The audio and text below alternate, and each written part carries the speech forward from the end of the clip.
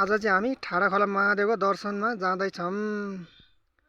8 बजी हिँडेको 10 बज्नु लाग्यो। करिब हामी मन्दिरकै छेउछाउमा आइपुगेको अवस्था।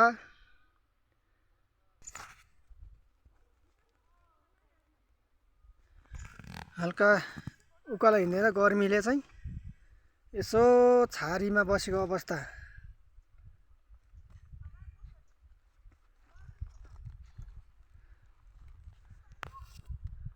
अहिले त गर्मी भयो एकदमै हिँड्दा हिँड्दै।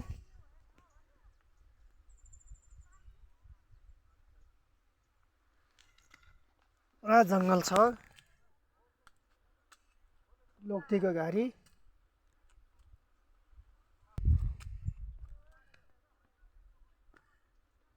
यहाँ चाहिँ ऊ टुसा जमेर पग्लिँदैछ अहिले भर्खरै। घाम लागेर टुसा पग्लिँदैछ। फुपू सासू अनि फुपूको छोरी, साली नानीहरू, फुपूको सास ससुरा आउँदै हुनुहुन्छ। टाढीदेखि नि 500 बुलुङ। सानो नानो चाहिँ हिँड्नलाई गाह्रो भयो भनिराख्नु भएको थियो अघिदेखि।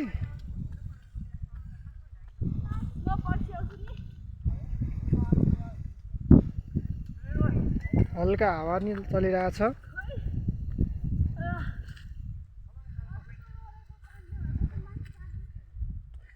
अब मन्दिर यही माथि जस्तो लागेछ मलाई। मन्दिर यही माथि नै रहेछ भने यसो देखिरहेछ मन्दिरको आँगनहरू भनै रहेछ।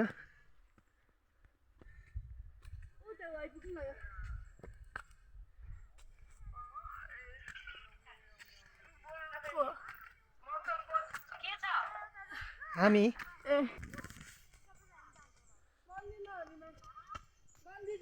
ल हामी मन्दिरमा आइपुग्नै लाग्यो ठ्याक्कै। ल हाम्रो फुपू सासूले चाहिँ यहाँ जल सबैलाई छर्किरहेछ। जल उगाएर हामी जलको प्रसादको रूपमा लानलाई निकालिसक्यौँ।